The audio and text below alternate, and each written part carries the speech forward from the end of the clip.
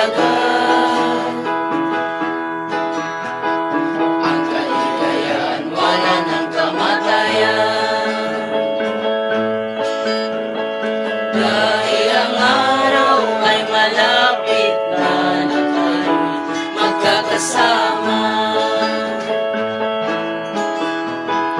Ang pagpupuri at inawitin, ang papasalamat sa Kanya. At si Master ang bumilatin doon sa bagong lupa. Nakasulat kaligayahang tunay sa mga tirahang malaginto na hinanda na ni Master doon sa lupa na bago. Ang kaligayahan ay di na magtatagal. Ang kaligayahan wala ng kamatayan. Dahil ang araw ay malapit na tayo'y magkakasama.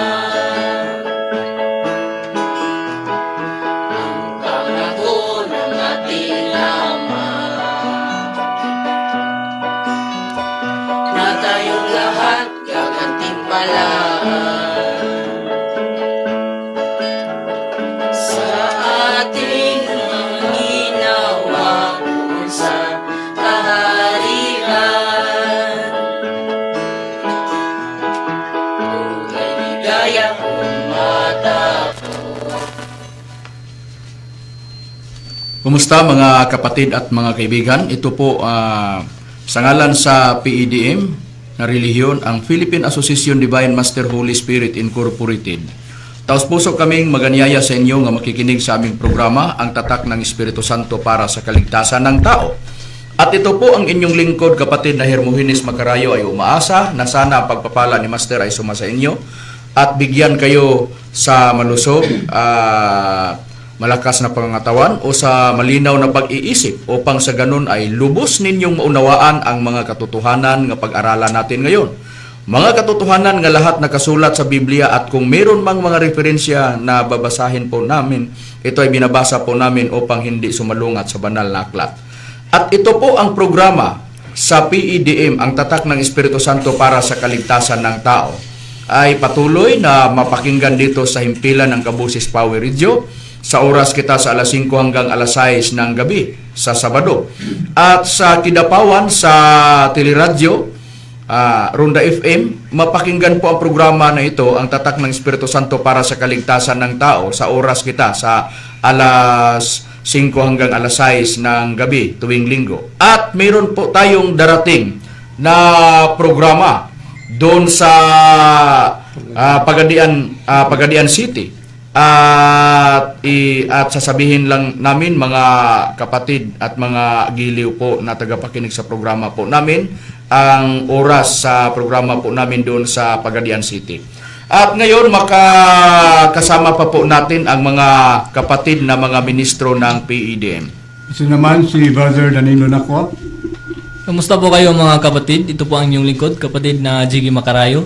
At isa din po ako ngayon sa mga kasama nyo sa pag-aaral ng mga katotohanan na nakasulat sa Biblia. At magpakilala pa po ang mga kasama ko pang mga kapatid. At ako din po si Arturo Saltarin. Kamusta mga kapatid at mga kaibigan? Ito po yung lingkod, kapatid na Jisrael Macarayo, isa sa makakasama nyo ngayon. At sa ngayon, ibibigay ko kayo sa iba pang mga kong kapatid. Kumusta mga kaibigan at magandang hapon sa inyo lahat. Ito naman po inyong kapatid Abilino Nabaydan Jr. At meron pa po yung mga kasamahan na magpakilala. At ako naman po si Jimmy Pinaso. Ito naman po, kapatid na Bobby Arado. Ito po yung kapatid Earl Brian Paneron. Kamusta mga kaibigan at mga kapatid? Ito ang iyong lingkod, kapatid na Rumira Camus. Kasama ngayon sa pag-aral ng mga katotohanan ng katali ng banal na aklat. At sa ngayon, ibalik ko kayo kang brother, kapatid na Herminis Macarayo upang pagtalakayin ang paksa kun ang tema.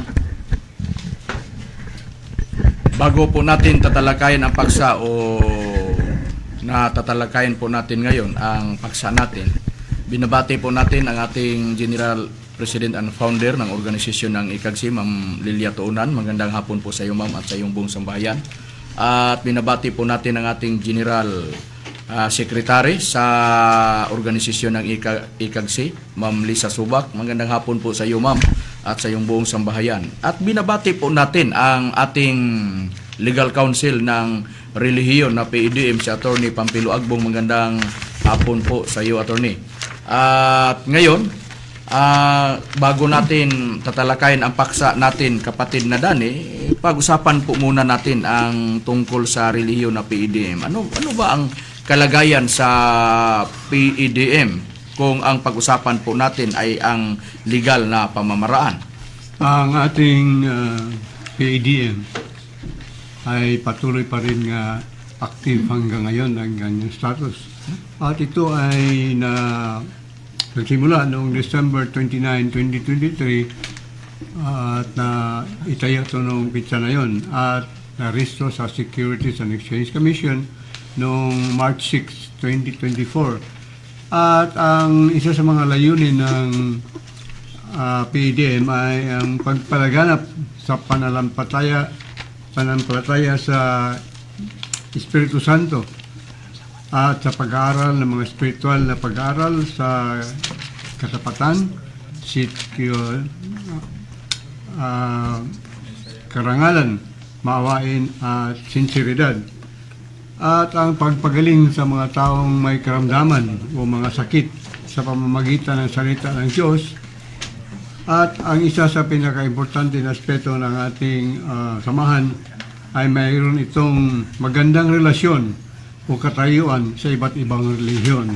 Yan ang status ng ating grupo ngayon, Brad Macarayo. Oo, at ang maganda dyan, ang relihiyon na PIDM ay mayroong pag-unawa sa iba't ibang relihiyon, kapatid na Dani.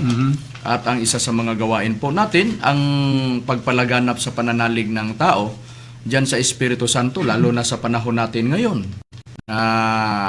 Meron na tayong makikita sa mga balibalita sa telebisyon, mapanood po natin, at sa Facebook at sa YouTube, kung i-search natin, lalo na sa mga nangyayari na mga nararanasan sa iba't ibang bansa na sa mga tao na nandun sa bansa na mayroong mga nangyayari sa kanilang bansa. Halimbawa sa mga malalakas na pag-ulan o bagyo o malalakas na pagbaha o ano pa ang mangyari, lalo na sa mga nagdigmaan o naggira na mga bansa na nakikita po natin ngayon, halimbawa sa Ukraine at sa Russia at sa Israel at sa Iran at sa iba pa na mga bansa na nagdigmaan, at ang mga bansa na palagi silang nagbabantay sa kanilang mga bansa. Baka mayroong mangyari na digmaan. At yung mga nakikita po natin ngayon, ito ay nakasulat na sa Biblia. Tandaan po natin, mga giliw po naming tagapakinig, sa programa na ito, na ang Biblia walang kulang, walang pagkukulang ang Biblia. Dahil nandito lahat. Ang mga nangyayari na nakikita natin ngayon sa mga balita, naisulat na sa banal na aklat at hinula na. At lalo na sa mga nakasulat sa Biblia, dahil ang mga naisulat sa banal na aklat, isinulat ito para sa darating na mga lahi.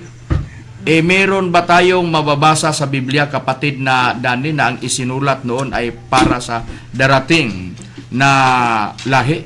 Mayroon tayong mababasa na prueba, Brad Macarayo, at ito ay nakasulat sa Salmo, Kapitulo 102 at saka versikulo 18. Ito ang pahayag.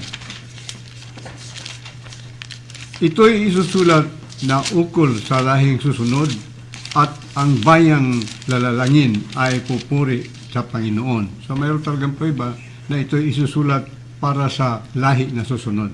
Maliwanag po mga giliw pong tagapakinig sa programa na ito na ang isinulat noon, isinulat ito para sa susunod na lahi. Ito ang nabasa po natin sa Biblia. Kagaya ng panahon ng mga apostoles kasi nabasa po natin doon sa dito sa Lumang Tipan ang binasa po natin. At kung puntahan po natin ang Bagong Tipan, mababasa po natin lalo na sa mga sinasabi at isinulat ng mga lingkod ng ating Panginoong Jesucristo, isa na si Apostol na si Pablo.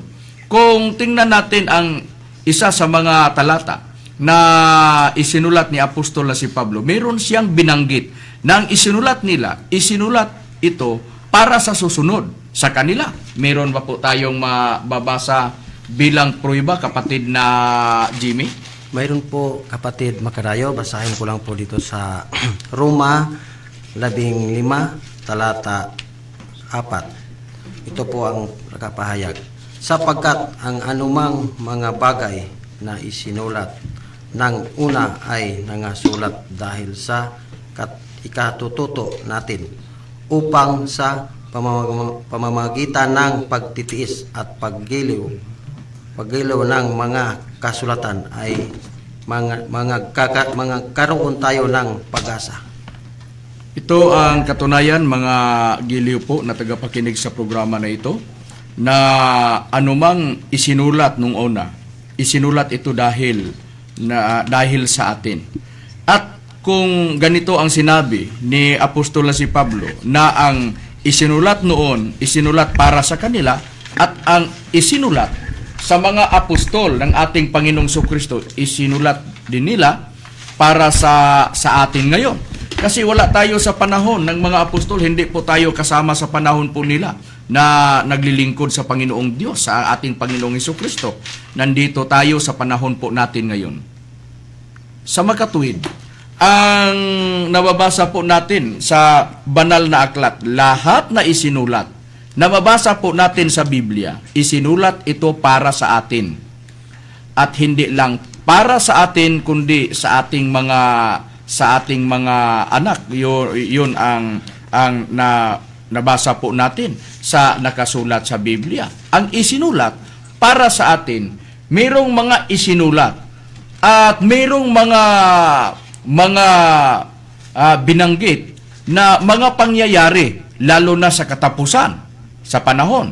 Mayroong itinakda na mabasa sa nakasulat sa banal na aklat. Dahil sa banal na aklat, mayroong mga itinakda na panahon. Mayroon ba po tayong prueba dyan, mga giliw po na tagapakinig po sa programa na ito? Babasahin ko po ang Cebuano sa Catholic Bible, ang Maayong Balita, sa pagkaliwat na po o isalin ko na sa wikang Pilipino. Dito po mababasa po natin sa Ecclesiastes, Kabanata 3 at sa talatang 1. Ganito po ang mababasa po natin na sa talatang binanggit ko. Ang mga nangyayari dito sa mundo, nangyayari sa panahon na itinakda ng Panginoong Diyos. Maliwanag po, mga giliw na tagapakinig sa programa na ito, na ang mga nangyayari na dito sa mundo o dito sa buong sanglibutan, nangyayari ito dahil itinakda sa Panginoong Diyos. Maliwanag po sa binasa po nating talata na nakasulat sa banal na aklat. At mayroong mga itinakda na panahon na toto pa rin sa katapusan, katapusan, pagdating sa katapusan. Mayroon ba po tayong prueba dyan, mababasa sa Biblia, kapatid na Abilino? Opo, kapatid na Makarayo, meron tayong mababasa. Dito natin makikita sa Daniel 11 ng 27. Ganito po ang nakasulat. Ang dalawang haring ito ay magsasama, pero pareho silang magsisinungaling at mag-iisip masama laban sa isa't isa. Pareho silang hindi magtatagumpay sa kanilang binabalak laban sa isa't isa. At magpapatuloy ang labanan nila dahil hindi dumarating ang takdang panahon. Sa nakasulat sa Biblia, kung babasahin ito sa King James Version, kasi ang binasa niya ang salita ng Diyos na Biblia. Sa King James Version Tagalog, at tungkol sa dalawang haring ito, ang kanilang mga puso ay nagtataglay ng kasamaan at sila'y nangangagsalita ng mga kabulaanan sa isang dulang. Ngunit hindi gininhawa sapagkat ang wakas ay magiging sa panahong takda pa. Mayroong mga takdang panahon sa mga pangyayari, mga giliw po na tagapakinig sa programa na ito.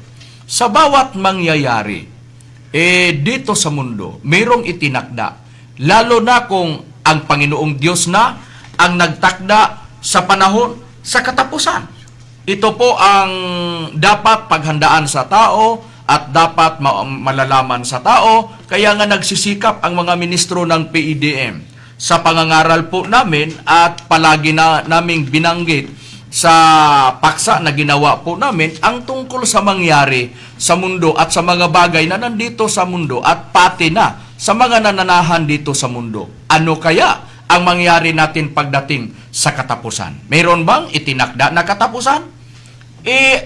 Ang sagot diyan, noong nag-usap ang ating Panginoon Jesucristo at ang mga tagapaglingkod niya, dahil ang mga tagasunod sa ating Panginoon Jesucristo, mayroong mga katanungan doon sa ating Panginoong Jesucristo. At isa sa nabanggit po nila ang tungkol sa katapusan sa panahon, at mayroong isinagot ang ating Panginoong Jesucristo sa tanong sa mga lingkod niya. Mayroon ba po tayong mababasa sa Biblia, kapatid na Art? Meron, kapatid na Makarayo. Babasahin ko lang ang Mateo sa kapitulo 24, versikulo 2, matos 3, pero unahin natin pagbabasa ang 3, sa 2. Ito ang nakasulat. At samantalang siya ay nakaupo sa bundok ng mga olibo, ay nagsilapit sa kanya ng bukod ang mga alagad na nasisipag, sabihin mo sa amin, kailan mangyayari ang mga bagay na ito? At ano ang magiging tanda ng iyong pagparito at ang katapusan ng sanglibutan? Mayroong tinanong ang mga lingkod ng ating Panginoon Kristo, dalawa. Ano ang tanda sa iyong pagparito? At ang ikalawa naman, ano ang tanda ng katapusan ng sanglibutan? Alam ng mga tagapaglingkod ng ating Panginoong Hesukristo na mayroong katapusan sa sanglibutan o sa buong sa mundo. Sa nabasa po natin na nakasulat sa banal na aklat. At sa pagsagot sa ating Panginoong Hesukristo, ano ang sagot sa ating Panginoong Hesukristo, kapatid na Art? Dito lang sa basahon, sa maulang yapon sa amo lang nga basahon. Kakanina sa 3, sa binasa mo kanina. Kanina sa 3, ngayon sa 2 naman.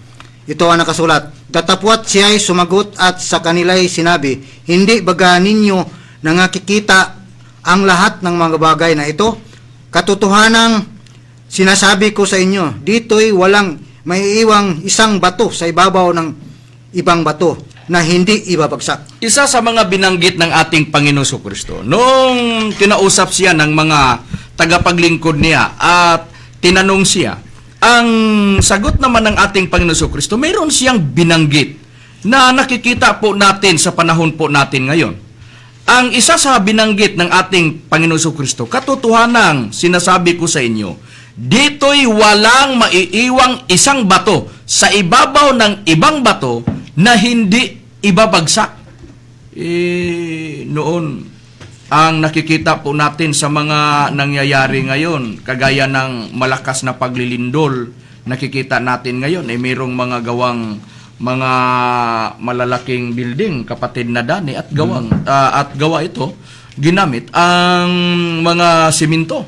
Mga bakal. At sa panahon sa ating Panginoong Jesucristo, walang makikita po natin, kagaya ng gamit ng mga simento o ginawang hollow block, para iyon ang gagamitin na i-file, na ipatong-patong, kapatid na Dani, para makikita o magawa ang nais na nasa layunin o balak sa nagplano sa pagpatayo ng malalaking building o sa mga bahay, kapatid na Dani.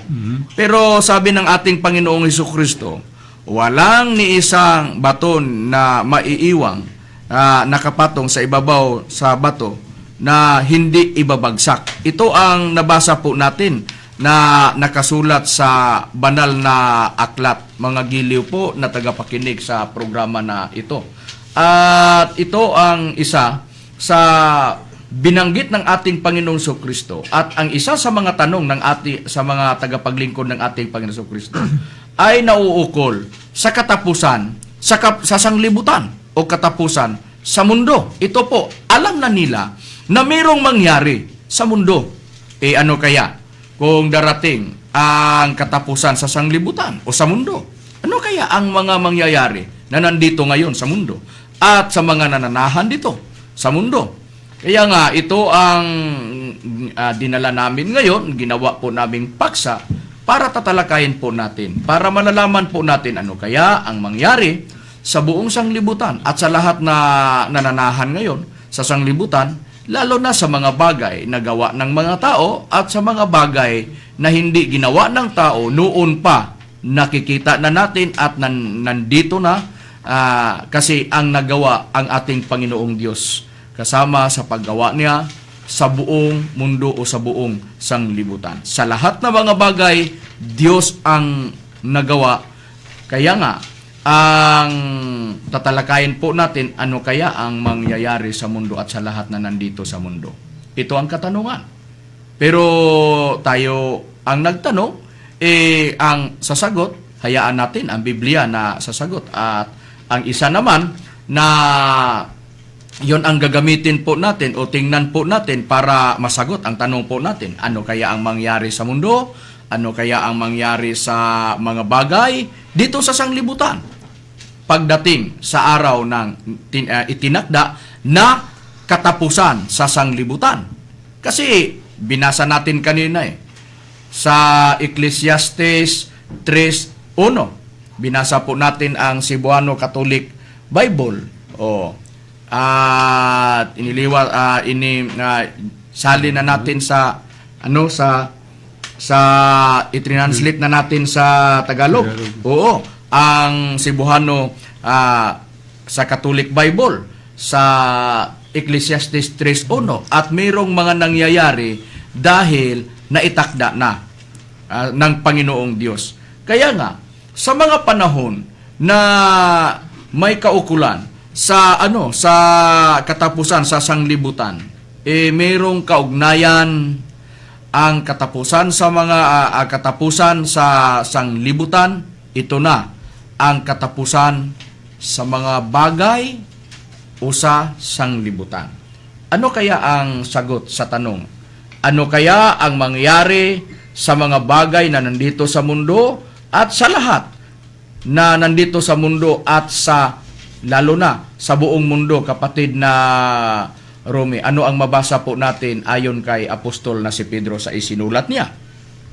Basahin lang natin, kapatid na Makarayo, sa nakasulat sa Pangunang Pedro sa Kabanata 4 at sa talatang 7. Ngunit ang wakas ng lahat ng mga bagay ay malapit na. Kayo nga'y mga pakahinahon at mga puyat sa panalangin. Sa nabasa po natin na nakasulat sa Biblia, maliwanag po, mga giliw po na tagapakinig sa programa na ito, ang tatak ng Espiritu Santo para sa kaligtasan ng tao. Babasahin po natin ang binasa sa kapatid na ministro ay ang King James Version sa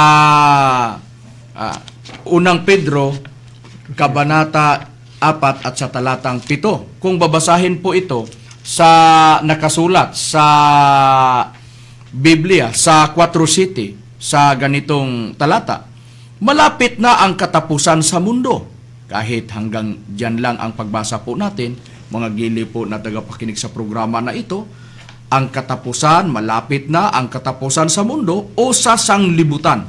Katapusan sa mga bagay o katapusan sa sanlibutan o katapusan sa mundo. Ito po ang nabasa po natin na itinakda na sa dito sa mababasa po natin sa banal na aklat. Mga giliw po na tagapakinig po sa tagapakinig sa programa na ito, ang tatak ng Espiritu Santo para sa kaligtasan ng tao. Kaya nga, ang Panginoong Diyos ang nagtakda sa mga mangyayari dito sa mundo. Kaya, mayroong malalaking mangyayari sa mundo. Ano ang malaking mangyayari sa mundo? Na hinaharap po sa mundo at sa lahat ng mga nananahan sa mundo at sa mga bagay na nandito sa mundo. Ang hinaharap, yung katapusan na itinakda ng Panginoong Diyos dito sa mundo at sa lahat na nandito sa mundo at sa lahat na mga bagay. Dahil inilalarawan na sa banal na aklat ang kalagayan ng buong sanglibutan at inihalintulad ito sa lasinggo na tao at inihalintulad ito sa kubo na hinahapay-hapay ng hangin. Meron ba po tayong mababasa sa Biblia, kapatid na Brian? Meron po, kapatid na Makarayo. At mababasa po natin ito sa aklat ng Isaias sa Kapitulo 24, versikulo 19 hanggang sa 20. Pero ang babasahin mo ang magandang balita Biblia. Okay. Opo, ang referensya po ay ang magandang balita ng Biblia. At ito po ang nakasulat sa 19, ang daigdig ay tuluyang mawawasak sa lakas ng ugoy, ito'y mabibiyak. Sa 20, ang lupa'y tulad ng lasinggong pasuray-suray at kubong maliit na pahapay-hapay. Sa bigat ng kasalanan kanyang tinataglay, tiyak na mababasag ang sandaigdigan at hindi na babangon magpakailanman. Sa binasa na talata sa kapatid na ministro, ang daigdig ay tuluyang mawawasak sa lakas ng ugat, ito'y mabibiyak. Ang lupa'y tulad ng lasinggong pasuray-suray at kubong maliliit na hahapay-hapay. Sa bigat ng kasalanan kanyang tinaglay, tiyak na babagsak ang daigdigan at hindi na babangon magpakailanman. Ano ang nabasa po natin sa Biblia? Mga giliw po na tagapakinig sa programa na ito.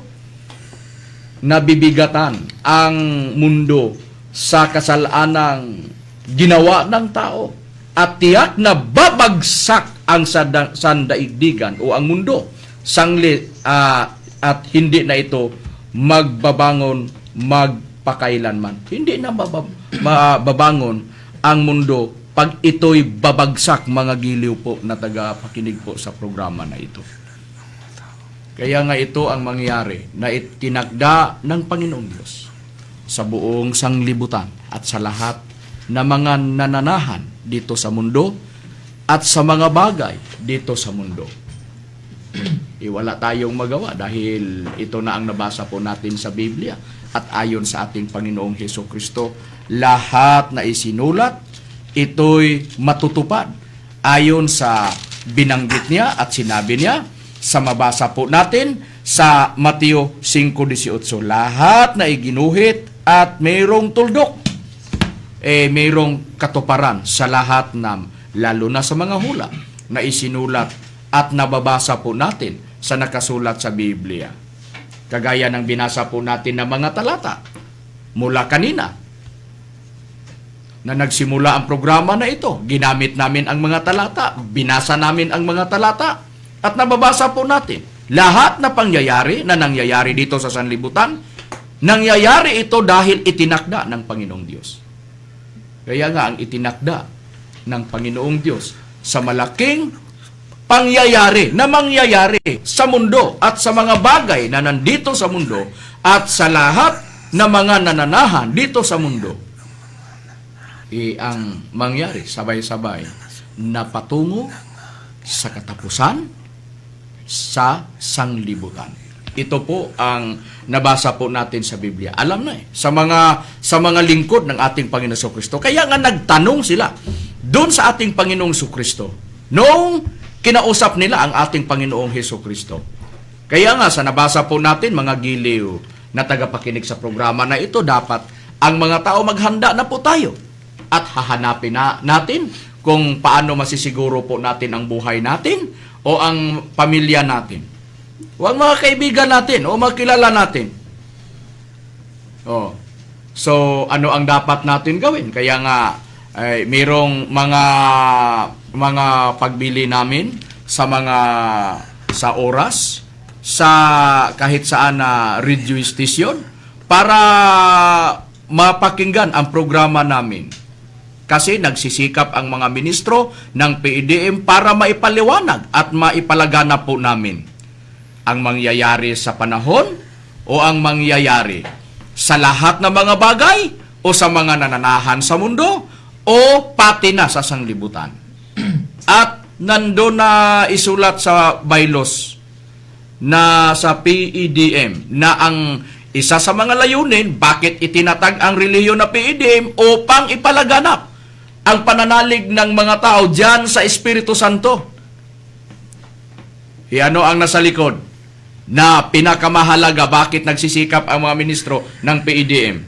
Kayo nga nakikinig sa programa po namin, pakituloy lang po sa pagpanunood po ninyo, hawak niyo ang cellphone niyo, nagtingin kayo sa Facebook at nanonood kayo sa YouTube, sa TV screen niyo, sa panunood ninyo sa PIDM Universal, para malalaman po ninyo paano ang mga ministro ng PIDM nagsisikap para maipangaral at maipaliwanag at maipalagana po namin lalo na ang mangyayari sa buong sanglibutan.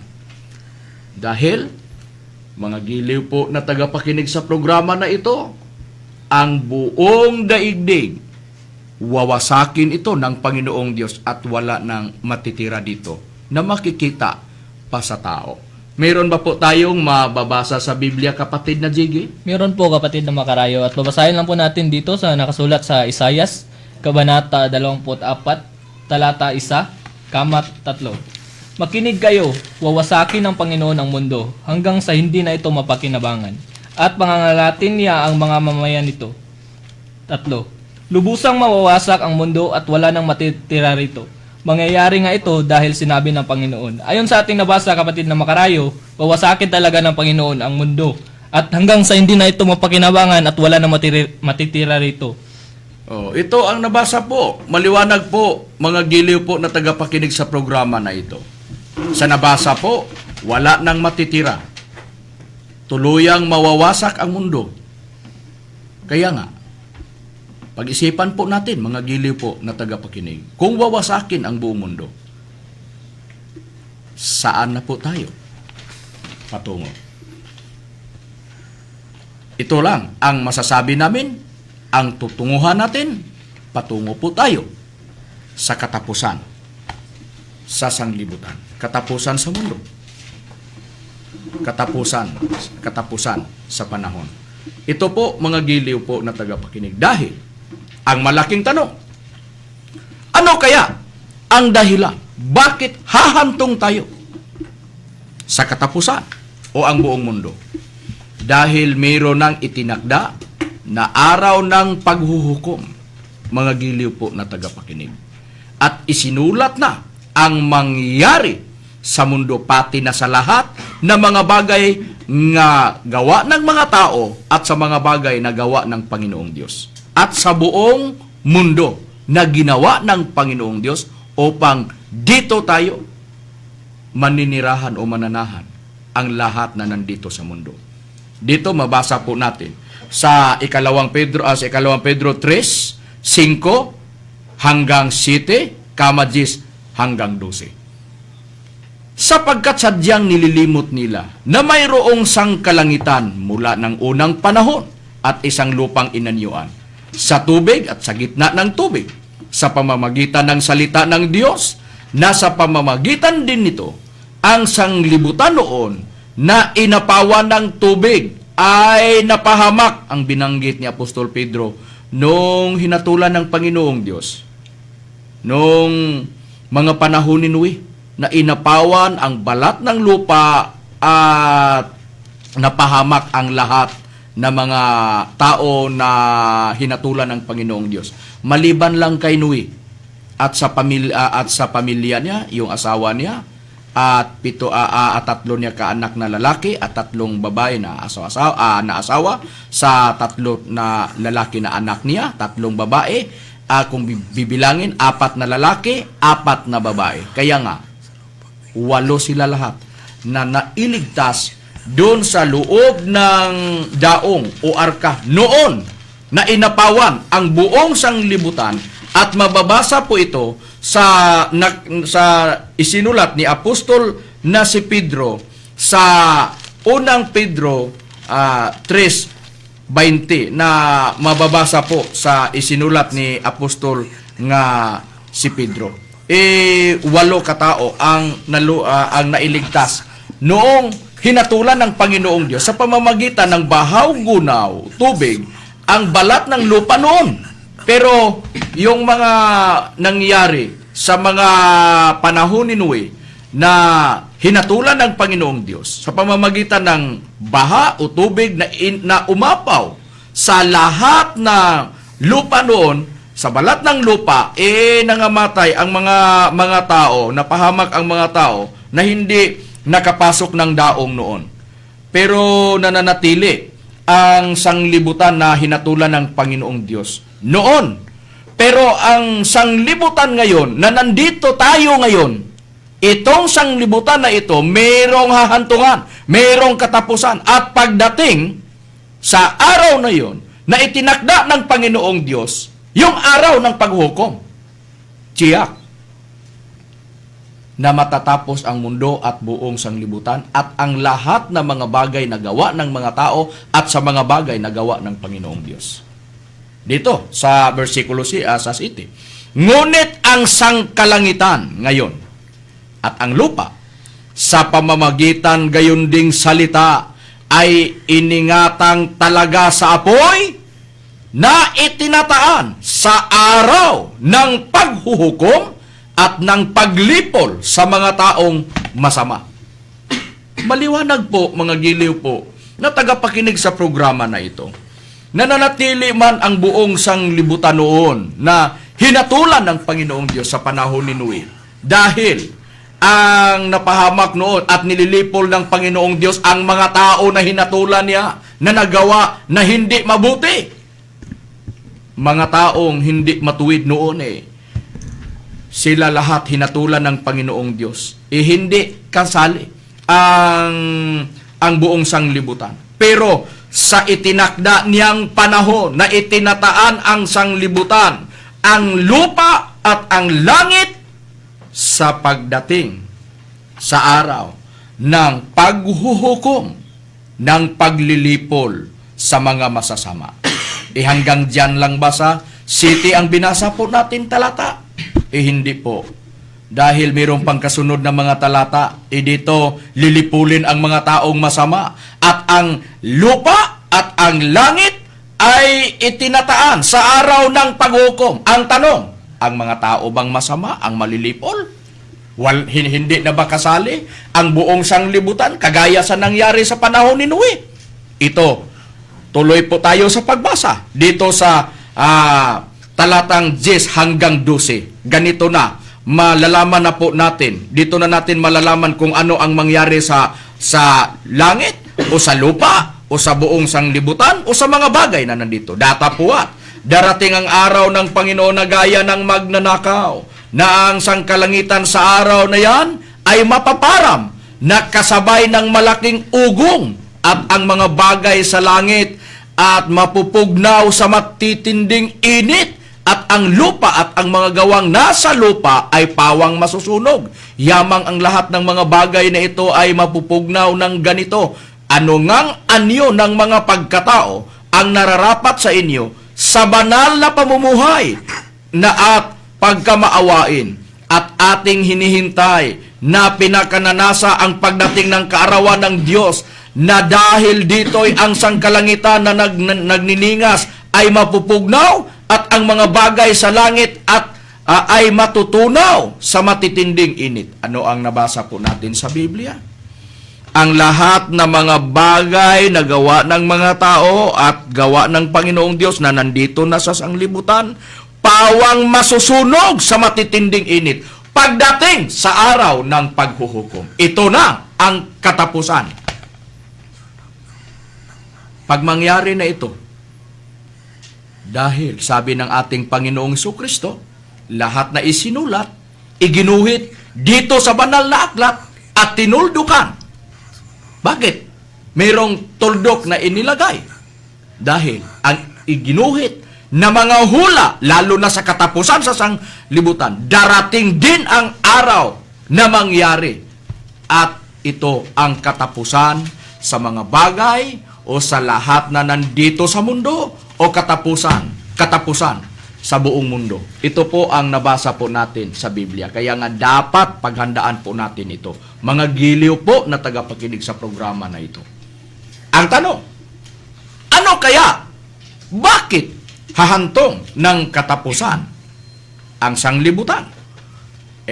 Ang sagot, binasa na kanina sa kapatid na ministro, kapatid na Brian, dahil nabibigatan sa kasalanan ng mga tao, ang buong sanglibutan sa ginawa ng mga tao. Kaya babagsak ang mundo at hindi na babangon magpakailanman. Wala nang maiiwan o wala nang matitira dito. Hindi na mapakinabangan. Dahil ang mangyari nito, masusunog sa sobrang init o matintinding init pagdating sa araw ng paghukom. Ano kaya ang dahilan? Ang sagot, dahil ang balat ng lupa o ang buong mundo ay nababalot sa sumpa sa tatlo, Ama, Anak, at Espiritu Santo. Dahil nagkakaisa sila Sa Mateo 6, sa footnote, sa Biblia sa Kristohanong Katilingban, nagkakaisa ang Ama at ang Anak at ang Espiritu Santo. Kaya nga, kung ano ang itinakda ng Panginoong Diyos na mangyari dito sa mundo, mangyari sa lahat na nandito sa mundo, mayroong kaugnayan ang Ama at ang Anak at ang Espiritu Santo. Ito ang totoo po, mga giliw po na tagapakinig sa programa na ito. Pero, puntahan natin ang Biblia. Baka mayroong gusto na mapakinggan po nila. Mabasa ba sa Biblia na ang lupa ay nabalot sa sumpa ng Panginoong Diyos? Babasahin po namin. Kapatid na Bobby, saan po na talata mabasa po natin sa Biblia?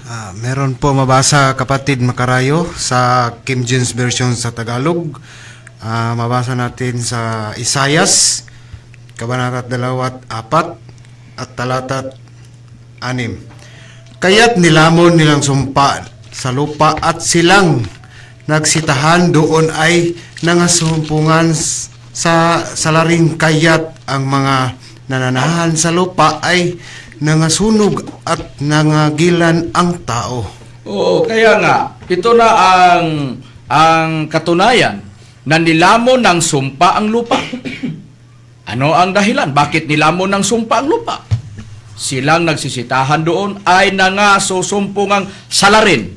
Ito na ang nabasa po natin. Ito ang dahilan. Nasa 19 hanggang 20 sa binasa Magandang Balita Biblia na bibigatan ng kasalanan sa ginawa ng mga tao ang sandaigdigan at babagsak ito at hindi na babangon magpakailanman. Nababalot ng sumpa ng Panginoong Diyos. Sa nabasa po na talata sa Biblia, dahil ang nagsisitahan dito sa lupa ay nasumpungang salarin ng Panginoong Diyos. Nasusumpungan ng Panginoong Diyos na salarin ang mga nananahan dito sa mundo. Dito sa lupa. Ang tanong, ano kaya ang sumpa na tinutukoy sa Isaias 24:6? Walang iba. Ito ang ikatlong sumpa.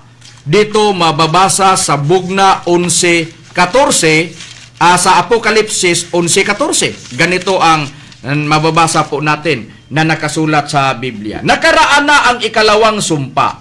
Narito nagmamadaling dumarating ang ikatlong sumpa. Ikatlong sumpa ang dahilan bakit masusunog sa matitinding init ang buong sanglibutan.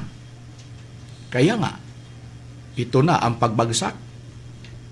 Ito na hindi na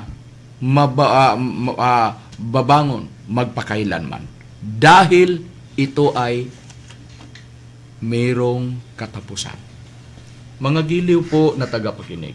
Ang tanong, ano kaya ang tinutukoy na ikatlong sumpa na makasusunog sa lahat na mga bagay, sa lahat na nandito sa mundo, pati sa langit at sa lupa, pati sa langit at sa lupa at sa buong mundo? Ano kaya ang ikatlong sumpa ang tinutukoy, kapatid na Zisrael? Walang iba, kapatid na makarayo, ang tinutukoy ng Panginoon, kundi ang pangatlong digmaan. Ito po ang nakasaad sa Isayas 42:25. Ito po ang nakasaad. Kaya't ipinadama niya sa Israel ang kanyang galit at ipinalasap ang lupit ng digmaan. Ang galit niya ay nag-aalab laban sa Israel. Halos matupok na tayo, ngunit hindi pa rin tayo natututo. Oo. Sa nabasa po sa Biblia, ang makasusunog sa binasang talata sa Biblia ay ang digmaan. Meron bang sa ibang translation kung babasahin, Tagalog King James Version binasa mo, sa iba na translation ano ang sinabi? Ito po ang nakapahayag sa Biblia, o aklat ang salita ng Diyos sa gayon rin na talata. Ito po ang nakasaad sa Isayas 42:25. Kung kaya ipinadama ng Panginoon ang matinding galit niya sa atin sa pamagitan ng paghihirap sa atin sa digmaan. Ang galit niya ay parang apoy na nakapalibot at sumusunog sa atin. Pero hindi natin ito pinansin o inisip man lamang. Sa nabasa po sa Biblia, digmaan ang makasusunog sa buong sanglibutan. At ito ay magugunaw sa nabasa po natin sa Biblia, masusunog sa matinding init, at ito na ang katapusan sa buong mundo sa nabasa po natin sa nakasulat sa Biblia. Meron kaming babasahin na talata sa inyo, mga giliw po na tagapakinig. Pero bago namin babasahin ang talata na binanggit ko, nangyari na ang unang digmaan. Kapatid na Dani, anong taon nangyari ang unang digmaang pandaigdigan at ikalawang digmaan na pandaigdigan? Ang unang digmaang pandaigdigan ay nagsimula noong September 1939 at natapos sa August 2018 at 1918. At ang pangalawa ay nagsimula rin sa September 1939 at natapos sa August 1945. Yan ang pangalawang digmaan. Kaya nga, ang unang digmaan nangyari sa July 27, 1914. 1914. At ang digmaan namang pangalawang pangdaigdigan ay nangyari sa September 1 sa 1939. Oo. Kaya nga, mga giliw po na tagapakinig, ang hinaharap po natin ngayon ay ang ikatlong digmaan. At pagdating sa ikatlong digmaan, tiyak na makikita natin na ang pagkasunog sa lahat na dito sa mundo at pati na sa mundo, dahil merong mga apoy na itinakda na ng Panginoong Diyos. Inihanda na. Kagaya noong ginamit niya nang hinatulan niya ang dalawang lugar, ang Sodoma at Gomora. Ano ang nangyari? Napaging abo ang dalawang lugar sa Sodoma at Gomora. Ano po ang prueba, kapatid na Dani?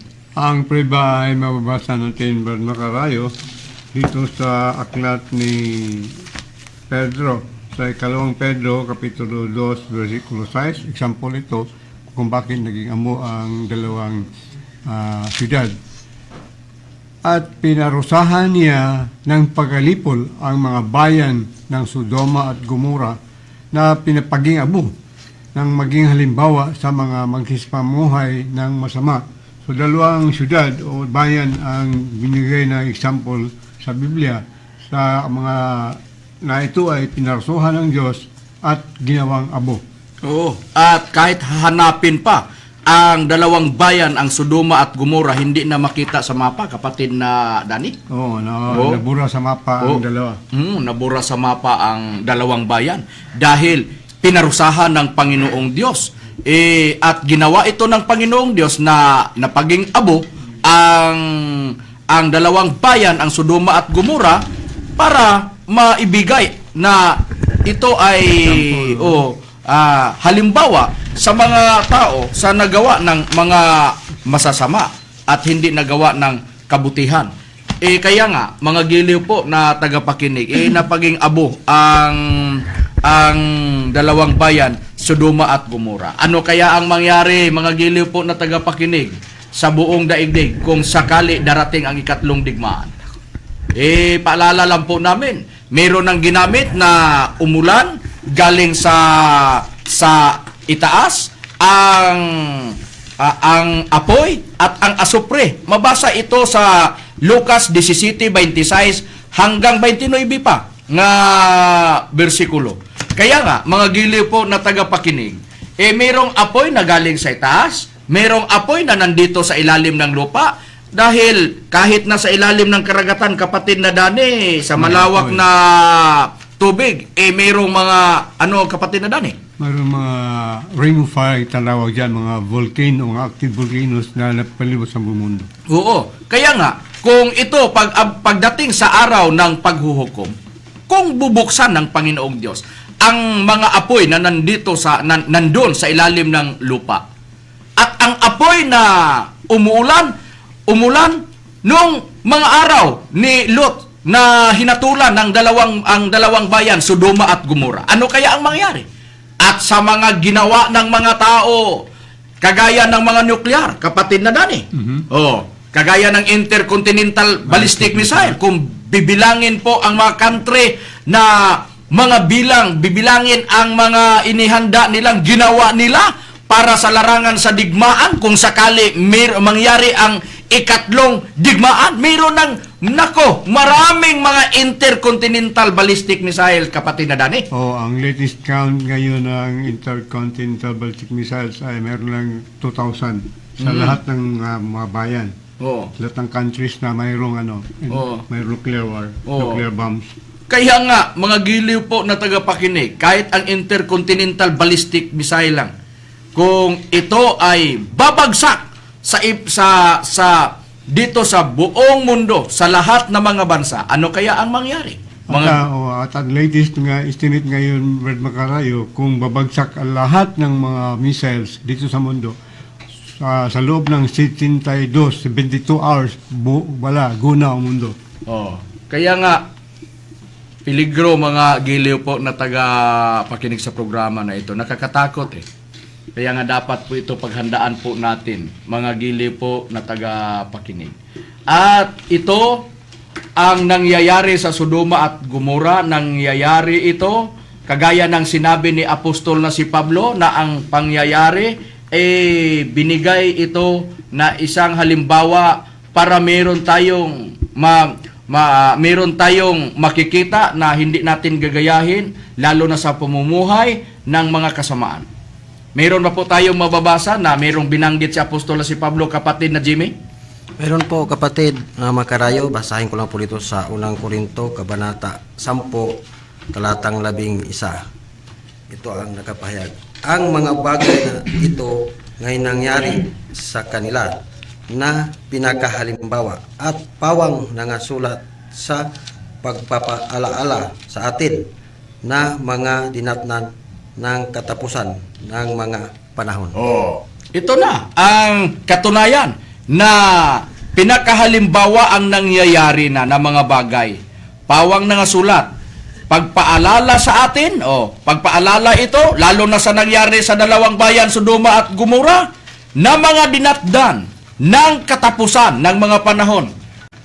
Darating pa, hinaharap pa sa buong mundo ang mangyari na ikatlong digmaan, mga giliw po na tagapakinig.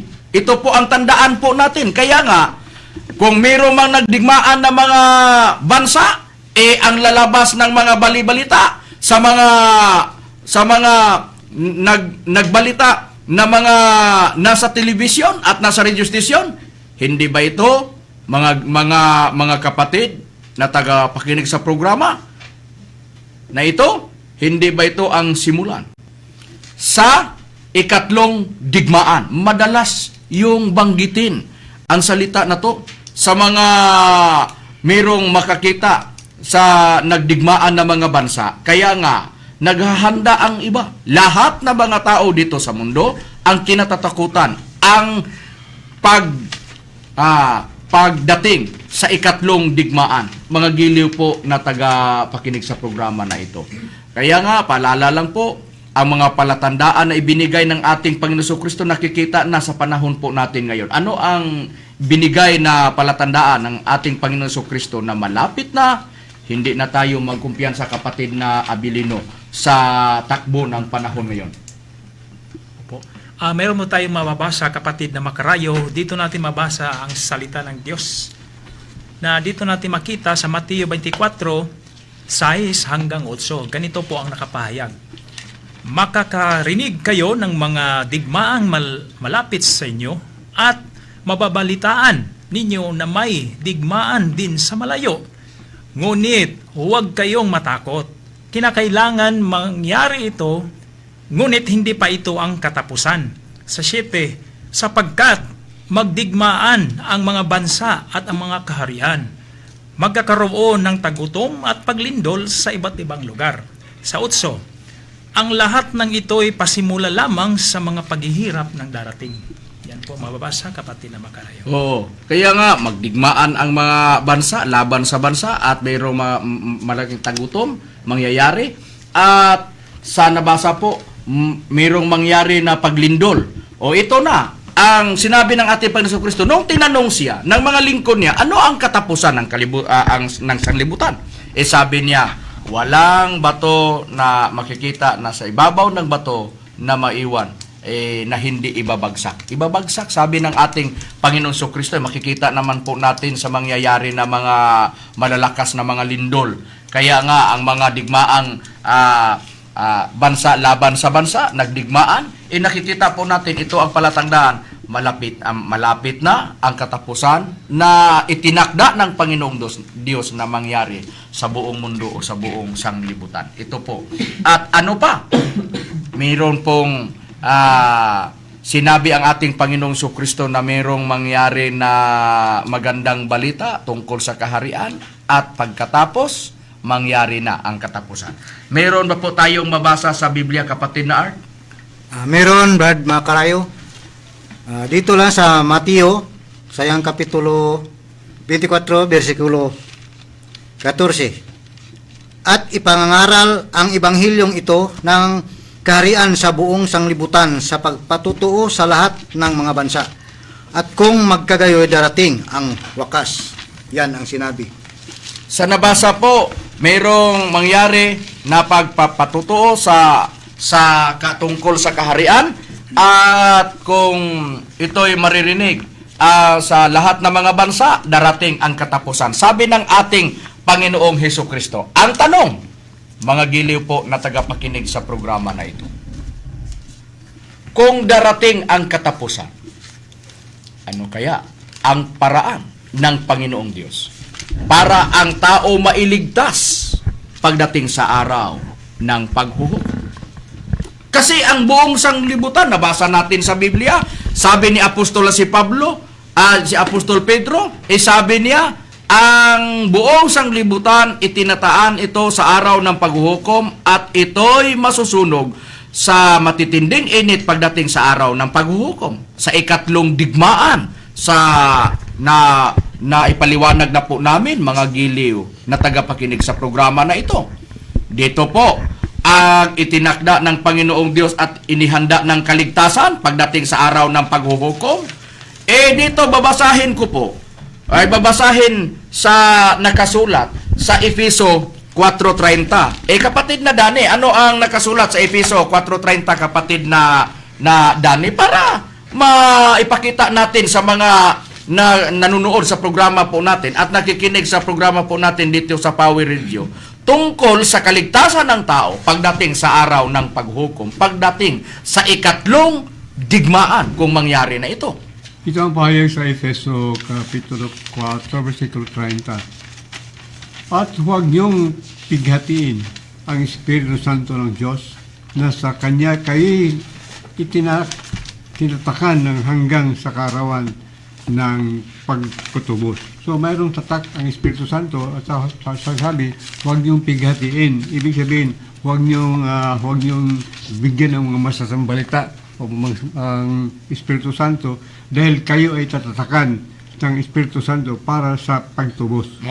Kaya nga, yung tatak ng Espiritu Santo para sa katubusan ng tao pagdating sa araw ng tutubusin ng Panginoong Diyos ang tao. Kaya nga mahalaga ang tatak ng Espiritu Santo. Ang binasa niya, Tagalog King James Version. Babasahin ko po ang salita ng Diyos. Ito na ang mabasa po natin. Pero, ang babasahin ko, ang Cebuano, King James Version, at i-translate ko sa Tagalog. Ganito po ang nakasad. At huwag ninyong bigyan ng kalungkutan ang banal na Espiritu Santo sapagkat ang banal na Espiritu Santo ang siyang tanda na kayo'y sa Diyos at siya ang katiyakan ng kaligtasan pagdating sa araw ng paghuhukom. Kaya, nga mga giliw nga tagapakinig sa programa na ito, pagdating sa araw ng paghukom, ang kaligtasan ng tao walang iba kundi ang Espiritu Santo dahil siya ang tagapagligtas sa Juan 14:15 hanggang 17 sa The Passion Tyndale's Translation. Mga giliw po na tagapakinig sa programa na ito, wala naman kaming oras. Sana naunawaan po ninyo ang mga tinalakay natin ngayong paksa. Kung mayroon mang magsusuri, pwede kayo magpunta doon sa main office sa Puro 4 Danao para magtanong kayo sa mga ministro ng PDM. Ito po ang inyong lingkod, kapatid na Hermogenes Macarayo. Ito naman si Brother Danilo Nacua. Ito rin si Arturo Saltarin. Ito rin si kapatid na Gistril Macarayo. Ito rin yung kapatid, Brother Abilino Nabalitan Jr. Ito naman po si Jimmy Pinas. At ito naman si Bobby Arado. Ito yung kapatid, Earl Brian Paderon. At ito naman po ang iyong kapatid, Rumi Rama Camus. At ito naman po ang inyong kapatid. Kami magsasabi, maraming salamat sa iyong pakikinig at magandang gabi sa ating lahat.